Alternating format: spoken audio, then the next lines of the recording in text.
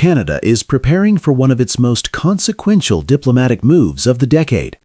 Prime Minister Mark Carney is heading to China next week, the first Canadian leader to do so in more than 8 years, and he's doing it at the exact moment CUSMA tensions with the United States are rising. This is not a symbolic visit. It is a strategic repositioning, as Canada seeks new markets, new leverage, and a new balance of power before the 2026 renegotiation begins. Prime Minister Mark Carney will visit China next week to meet with Chinese President Xi Jinping as Canada looks to diversify trade and reduce its reliance on the United States. Officials will discuss everything from trade to energy, agriculture, and security, among several other things. Now, this will be the first visit by a Canadian Prime Minister to China since 2017. Former Canadian Ambassador Guy Saint-Jacques says this is a key trip for the Prime Minister. He says Ottawa wants to expand trade. Next week, Mark Carney will embark on a multi-day official visit to Beijing, meeting President Xi Jinping and Premier Li Qiang. This will be the first visit by a Canadian Prime Minister to China since 2017, a reminder of how long the relationship has been frozen. Carney's schedule is packed with discussions on trade, agriculture, energy cooperation, education, technology, and regional security. He is also expected to raise concerns about political interference and human rights. What makes this moment significant is not just the trip itself, but the backdrop surrounding it. Over the past 18 months, the United States under Donald Trump's second term has intensified tariffs, threatened new duties on autos and metals, and used the upcoming CUSMA review as leverage to push Canada into concessions. At the same time, the U.S.-China rivalry is reshaping supply chains across North America, affecting everything from EV batteries to critical minerals.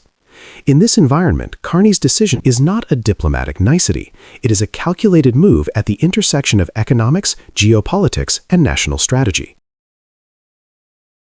To understand why this visit matters, we need to look at Canada's structural position heading into 2026.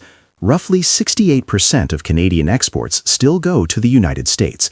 That is the lowest share since the late 1990s, yet still high enough to leave Canada vulnerable whenever Washington shifts course. Under Trump's second-term agenda, the U.S. has embraced tariffs as a central tool of foreign policy. Canada has been caught in the crossfire, facing new duties, aggressive reshoring efforts, and a clear signal that the 2026 CUSMA review will not be routine. Carney's move is therefore not simply about exploring new markets. It is about creating economic insurance at a time when relying solely on the United States has become increasingly risky. It is about walking into CUSMA negotiations with leverage instead of dependency. And it is about showing Washington that Canada is no longer the junior partner who reacts after decisions are made in the Oval Office. Carney's visit immediately strengthens Ottawa's hand ahead of CUSMA. For decades, U.S. negotiators have operated under the assumption that Canada had no meaningful alternatives, that the U.S. market was too large and too dominant for Canada to walk away from. By reconnecting with China, a market of 1.4 billion people, Carney challenges that assumption. Even the possibility of renewed agricultural access, expanded energy cooperation, or deeper trade channels changes the negotiating psychology between Ottawa and Washington. This is especially relevant in sectors where Canada has already suffered from U.S. unpredictability. When Trump pressures American automakers to relocate production from Ontario to the United States, Canada becomes desperate for new investments. When the U.S. tightens its control over critical mineral supply chains, Canada risks being sidelined in the global EV boom. And when American farm subsidies distort continental food markets, Canadian producers need diversified buyers. Re-engaging China offers a counterweight in each of these areas. The economic logic is reinforced by global energy dynamics. Canada is increasingly positioning itself as a clean energy superpower, exporting LNG, hydrogen technologies, and critical minerals at a time when China still dominates refining and battery manufacturing. A measured, strategic relationship could allow both countries to benefit, Canada through expanded market access and China through secure supplies of energy and raw materials. The geopolitical risks are real, but the economic incentives are just as powerful. Seen from Washington, this move lands like a warning. Trump has spent 2 years pushing allies to distance themselves from Beijing, framing global trade as a binary choice: either align fully with the United States or face punitive measures. Canada is quietly rejecting that framing. Carney's trip signals that Canada is not willing to be boxed into America's rivalry with China.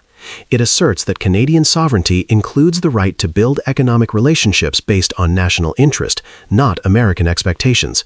And most importantly, it weakens Trump's psychological leverage ahead of CUSMA. Trump's negotiating style relies on pressure, unpredictability, and fear of economic consequences. But if Canada demonstrates that it has alternatives, the power balance shifts. The U.S. loses the ability to dictate terms unilaterally, and Ottawa gains room to resist concessions that would harm key industries. Carney is also navigating a sensitive domestic landscape. Canadians want economic stability, new markets, and protection from American political whiplash. But they also expect their leaders to take a principled approach to China. Carney is attempting a difficult balancing act, expanding trade while standing firm on interference, sovereignty, and human rights. Instead of choosing between Washington and Beijing, Carney is positioning Canada as a middle power that can work with both while remaining independent of each. This is becoming the new diplomatic model for countries caught between two superpowers. Australia, South Korea, Germany, and even Japan are all calibrating similar strategies. Canada is not out of step, it is simply adapting to a multipolar reality. The wider geopolitical environment adds urgency to Canada's shift. The United States is deepening its national security trade agenda. China is actively seeking stable partners as its economy slows, and countries worldwide are building diversified supply chains to reduce single-market reliance. In this global picture, Carney's trip is not a gamble, it is a recalibration. If it succeeds, Canada enters CUSMA 2026 as a more confident, less vulnerable, and more globally integrated economy. If it fails, Canada still demonstrates to Washington that it will not negotiate under intimidation. This visit marks the beginning of a new phase in Canada's foreign economic strategy. It is not a pivot away from the United States, but a pivot away from dependence. The real test will come when CUSMA negotiations begin, and Canada must defend its agricultural exports, its auto industry, and its critical mineral sector from American pressure. The question now is straightforward. Will this new strategy give Canada enough leverage to withstand Trump's demands in 2026, or is North America heading toward the most confrontational trade battle of the decade? Only the months ahead will reveal the answer. Donald Trump threw every tariff he had at Canada this year: steel, aluminum, lumber, even oil. Washington was convinced the pressure would finally crack the Canadian economy. But something remarkable happened instead. One sector didn't just resist the hit, it surged so powerfully that it flipped the entire export story on its head. But so far this year, our global domestic exports are up by almost $1 billion. There's one product in particular that increased our exports to the UK so much that it compensated for our losses in this trade war. That sector was gold. While factories were absorbing higher costs and provinces were scrambling to reroute shipments, gold quietly rose above the chaos, moving independently of tariffs, political pressure, or North American trade calculations. Global uncertainty pushed its price to record highs, and suddenly Canada's most overlooked export became the single force no tariff, no executive order, and no trade threat could touch. In 2025, gold became the one part of Canada's economy that Trump simply couldn't knock down. When Trump's tariffs hit Canada's major sectors, steel, aluminum, lumber, and oil, the damage showed up immediately. Provinces saw declining shipments, companies revised forecasts downward, and Canada's traditional export engines lost momentum. Under normal circumstances, these losses would have pushed Canada's total exports deep into negative territory. But 2025 was not a normal year. As global uncertainty surged, gold prices rose more than 60%, a market movement entirely outside the reach of tariffs or political intervention. And that single shift changed everything for Canada's export picture. Ontario became the epicenter of this transformation. Even though the country exported less gold by volume, the skyrocketing price created nearly $10 billion in additional revenue. One product, gold, was powerful enough to outweigh losses across multiple tariff-hit sectors. Much of this surge came from the United Kingdom, which became the largest buyer of Canadian gold in 2025. And on top of that, the United States, despite the ongoing trade war, purchased an additional $4.6 billion worth of Canadian gold. American refiners and financial markets needed stability, and when they needed it most, they turned north. The result was simple but extraordinary. Gold didn't just cushion the damage from Trump's tariffs, it fully offset the losses Canada suffered in other sectors. It became the one part of the economy that tariffs simply could not touch. Gold did more than support Canada's export numbers. It revealed the limits of Trump's tariff strategy. His levies targeted the sectors where Canada was undeniably vulnerable, and the impact was real. When steel, lumber, and aluminum shipments dropped, Canada felt it. But gold existed outside that field of fire. It moved to the rhythm of global uncertainty, not North American politics. The surge in gold was driven by worldwide market anxiety, geopolitical tensions, inflation concerns, and investor flight to safe haven assets. None of these forces originated in Ottawa or Washington, yet Canada benefited because it is a stable, trusted gold producer.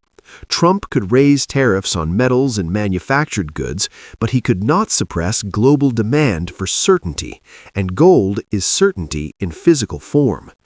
This is why the gold windfall matters. It did not erase the damage from tariffs, but it compensated for it, accurately reflecting the reality shown in the export data. Canada suffered losses across several industries, but the increase in gold exports, especially to the UK and key US states, outweighed those declines. Politically, the timing could not be more significant.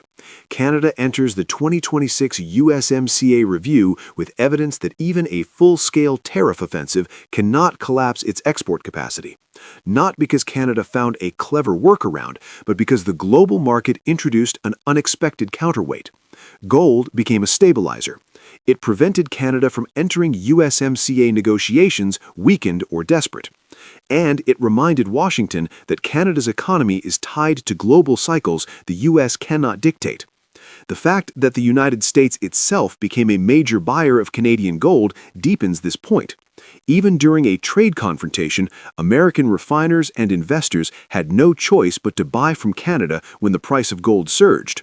The tariff war disrupted many industries, but when financial markets demanded stability, they bypassed the politics. Gold is more than a product. It is a vote of confidence. In 2025, global markets voted for Canada. Investors trusted Canadian mining, Canadian regulation, and Canadian stability. That trust converted into export revenue strong enough to counterbalance tariff damage. This does not mean Canada won the trade war. The losses in traditional sectors were real. But gold prevented those losses from turning into a crisis, and that changes the tone of the negotiation heading into 2026. Trump's team now faces a sobering reality. If tariffs cannot bend Canada in a year of aggressive pressure, what leverage remains? The answer is not yet clear, but 2025 proved one thing unmistakably. Gold made Canada far harder to break than Washington expected. Gold's impact in 2025 also revealed a deeper structural contrast between Canada and the United States, a difference that becomes critical during economic shocks. Canada's economy, unlike America's, is built on a diversified resource base that responds directly to global market fluctuations. When geopolitical tensions rise or when investors flee risky assets, Canada's natural resource sectors often benefit. The U.S., by contrast, relies heavily on manufacturing output, consumer demand, and financial market confidence, all of which are far more vulnerable to tariff disruptions and geopolitical volatility. This dynamic helped explain why Canada could absorb a full year of Trump's tariff escalation without falling into crisis. The U.S. attempted to weaponize trade, but not all economies respond the same way to external shocks. Canada's exposure to global commodity cycles gave it an escape valve, one that activated the moment the world became more uncertain. Gold wasn't a loophole, it was a reflection of how Canada's economic architecture naturally cushions blows that would cripple more manufacturing-focused nations. The political symbolism of this cannot be overstated. Tariffs were meant to remind Canada of its dependence on the U.S. market. Instead, 2025 reminded Washington that Canada's economic resilience is tied to forces beyond American control.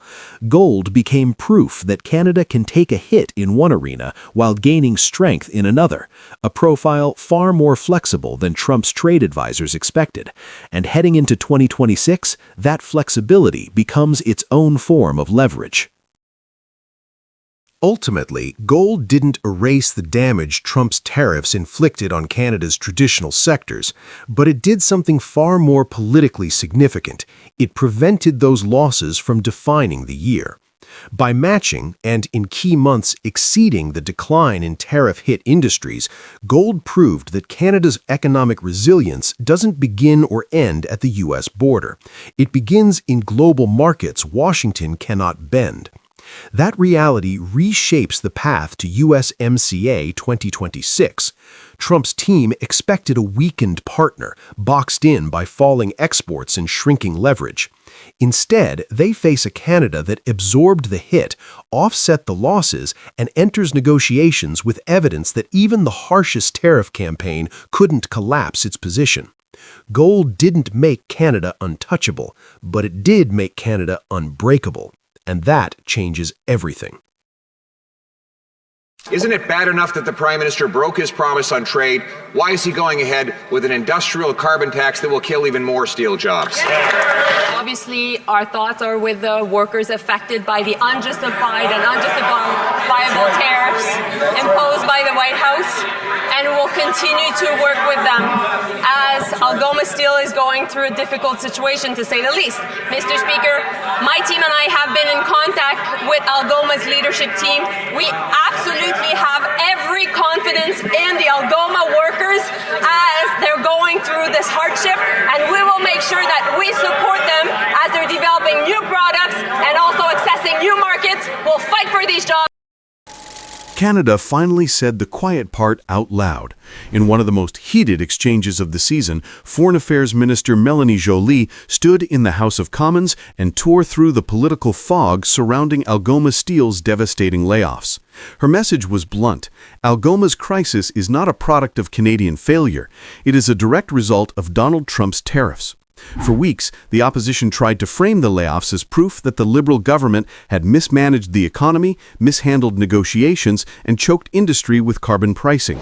But Joly cut straight through the theatrics. She pointed directly at the White House, arguing that Trump's 50% steel tariffs hit Canada harder than any domestic policy and triggered the shock that cost 1,000 people their jobs in Northern Ontario. And what followed was even more striking. Instead of scrambling defensively, Ottawa moved with a speed and coordination that caught Washington off guard. This is the story of a Canada that is no longer merely absorbing blows from its largest trading partner, but beginning to push back. The confrontation in Parliament began after Algoma Steel announced layoffs affecting nearly a third of its workforce. The news sent ripples through Sault Ste. Marie and quickly turned into national political ammunition. Conservatives opened question period with heavy criticism, accusing the government of breaking promises, dragging its feet on trade negotiations, and imposing economic burdens that supposedly weakened industry. But Joly did not accept that framing. She reminded the House that the root cause was not indecision in Ottawa, but aggressive tariff escalation from Washington. The moment Trump reinstated steep duties on Canadian steel and lumber, companies across the country were thrown into uncertainty. Algoma simply became the first visible casualty. She emphasized that the government immediately contacted Algoma's leadership, began coordinating on new product development, and started opening alternative markets to reduce dependence on the American interstate system. In other words, while Trump's tariffs were designed to destabilize, Canada was already building a path out. out. The debate rapidly expanded into a reflection of the larger Canada-US power struggle.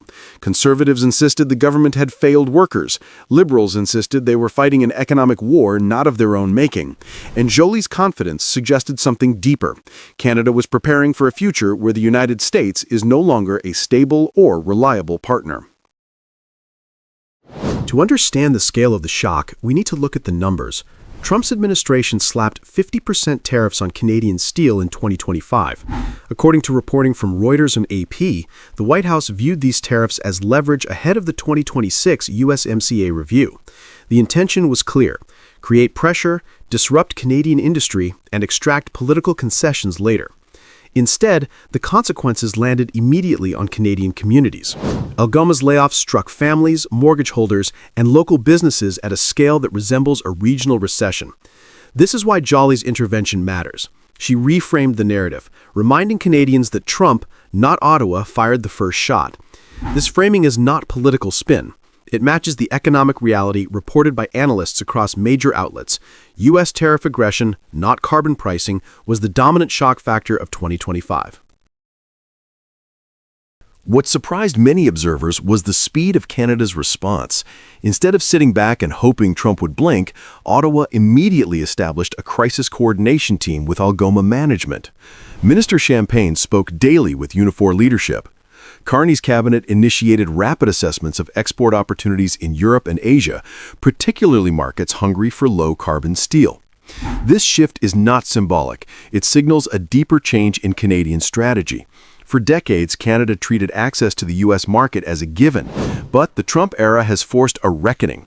Ottawa is now preparing for a future where Canada cannot assume American stability, predictability, or even good faith. The result is a new approach: diversify exports, move into green steel, lean on Canada's clean power advantage, and align with countries actively seeking alternatives to Chinese and Russian supply chains. Europe's CBAM regime gives Canada a huge competitive advantage. Japan and South Korea have quietly expanded interest in Canadian metals. These developments did not materialize out of goodwill. They are a response to Trump creating a vacuum and Canada stepping in to fill it. Trump wanted chaos. What he got was Canadian acceleration. Trump's tariffs were meant to weaken Canada, but they produced the opposite effect. Instead of folding under pressure, Ottawa used the Algoma crisis as fuel to accelerate its industrial pivot. Canada is strengthening domestic supply chains, redirecting exports toward Europe and Asia, and moving faster on low-carbon steel projects powered by clean Canadian electricity. These steps were already in motion, but Trump's aggression removed any hesitation and turned them into urgent priorities. What's even more notable is the political shift. Despite their daily combat in Ottawa, both Conservatives and Liberals acknowledged in the House that Trump's tariffs were the core problem. When political rivals unite on a diagnosis, it signals a national consensus. Canada is no longer willing to let Washington's economic turbulence dictate its future. Jolie's tone in the House was not hesitant. It was assertive, even combative. She did not shy away from naming Trump as the source of the economic damage. She did not flinch at accusations from the opposition. She did not apologize on behalf of Canada. She confronted the crisis head-on and laid blame exactly where it belonged. Her clarity offered something that Canadians have been craving: a government willing to defend its industries with confidence, not caution. Her message was simple: Canada is not trapped. Canada is not powerless. Canada is not dependent. Instead, Canada is reshaping its industrial future, deliberately and unapologetically. It was the closest thing we have seen to a declaration of post-American economic independence in years. The Algoma layoffs were painful, but they also revealed something deeper. Canada has reached the point where it will no longer allow American tariff politics to dictate its economic destiny. Under Mark Carney, Canada is strengthening clean energy exports, expanding critical minerals development, and building industrial strategies designed for a world where U.S. reliability can no longer be assumed. This is not the Canada of 2 decades ago, dependent, hesitant, and hoping for stability from Washington. This is a Canada that is diversifying with intention, aligning with allies hungry for low-carbon materials and preparing to stand firm during the upcoming USMCA review. Melanie Joly's performance in Parliament captured this shift perfectly. She didn't defend Canada with excuses. She defended it with clarity and confidence. She named the real cause of the crisis. She outlined a real response. And she signaled that Canada is ready for a long strategic contest with Trump's America. The layoffs at Algoma were the shock. Canada's response is the turning point. Trump may have started this fight, but Canada is deciding where it goes next.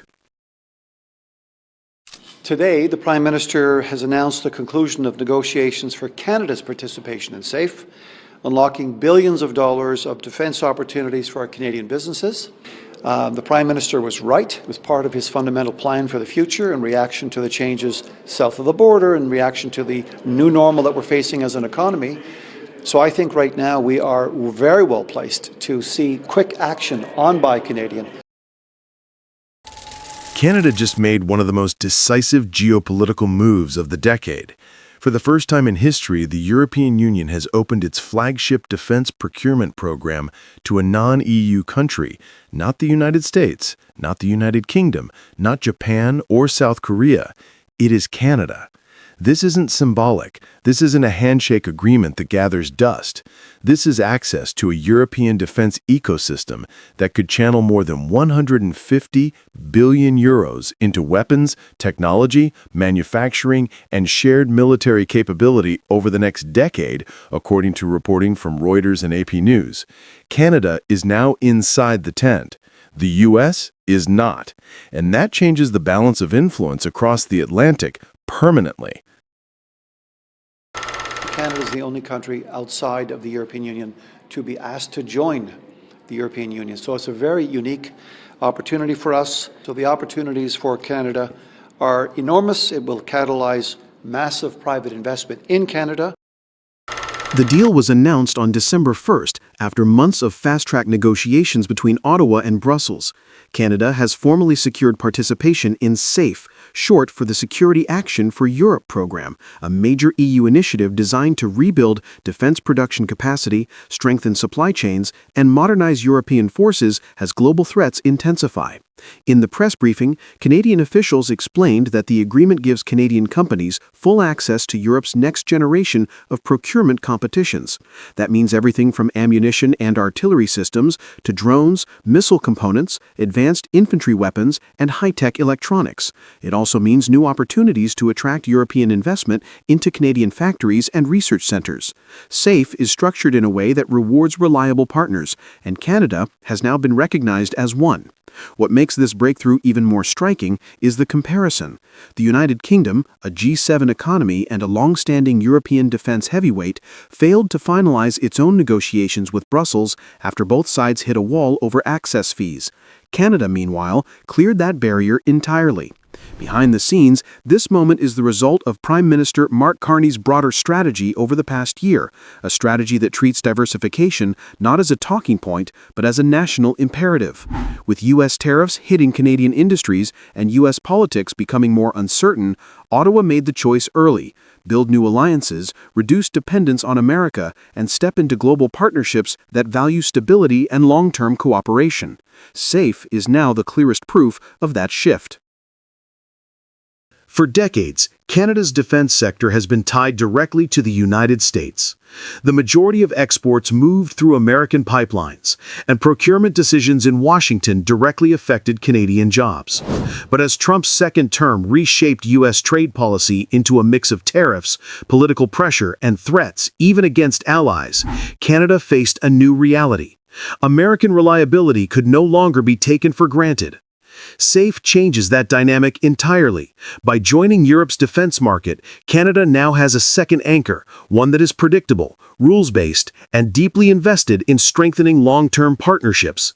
Canadian officials even acknowledge this openly, saying the agreement was part of the Prime Minister's plan to respond to changes south of the border and adapt to a new normal in the global economy. In diplomatic language, this is as close as it gets to saying, we're not waiting for the U.S. to get its act together. In a political climate where global alliances are being renegotiated, the fact that Europe said yes to Canada and no to the UK is tremendously symbolic. It shows that Canada's reputation for political stability and predictable policy is not just a diplomatic talking point, it's a geopolitical asset. And the EU is willing to reward countries that bring credibility and reliability to the table. This gives Canada a competitive advantage the U.S. simply doesn't have right now. America's relationships with its allies have been strained under Trump's tariffs and isolationist rhetoric. Europe is now diversifying away from U.S. military dominance, and it is choosing partners based on trust. In this environment, Canada's calm, steady political posture becomes its greatest strength. What makes SAFE especially significant is not just the size of the fund, but who's excluded from it. Despite being NATO's largest military power, the U.S. is not part of the program, partly because its political environment has become unpredictable, and partly because the EU is determined to reduce its dependence on American defense systems. For Canada, being inside a program that the U.S. cannot access is a unique strategic advantage. It positions Canadian firms to compete for major European contracts without American giants overshadowing them. It also strengthens Canada's ability to negotiate with Washington because it no longer relies solely on U.S. markets to sustain its defense industry. This is how countries build real sovereignty, not through speeches, but through industrial capacity and diversified alliances. This European rearmament effort is estimated to channel more than 150 billion euros into the defense economy over the coming decade. SAFE is the primary gateway for accessing those spending streams. Canada, by joining now, positions itself to shape procurement rules, build long-term industrial partnerships, and establish itself as a critical supplier at a time when European defense manufacturing is under immense pressure. This comes at a perfect moment. American tariffs on steel, aluminum, autos, and other industrial goods have created instability for Canadian producers. SAFE opens a massive new outlet for high-value manufacturing, one that is not shaped by U.S. domestic politics or campaign season threats. Canada is no longer reacting to U.S. behavior. Canada is designing its own future. SAFE is not an isolated achievement. Throughout 2025, Canada has been constructing a new defense and industrial ecosystem that stretches across continents. The defense partnership with South Korea, the surge in Canadian funding for the European Space Agency, the opening of Indo-Pacific military cooperation, and the ongoing review of American F-35 commitments all show the same pattern. Canada wants options, and for the first time in modern history, Canada actually has them. SAFE is the crown jewel in this new architecture, the moment Canada proves it can operate far beyond America's shadow. Canada's entry into SAFE marks a turning point. It signals to Europe that Canada is a trustworthy partner. It signals to the United States that Canada is no longer economically or strategically dependent on Washington's mood swings. And it signals to Canadians that the country is ready to carve out its own place in the world, assertive, confident, and aligned with allies who value stability. The next question is simple. Will the United States adjust to a Canada that is no longer a junior partner? Or will Washington realize too late that Canada has already moved on? Either way, one thing is clear. Canada isn't waiting anymore. Canada is leading.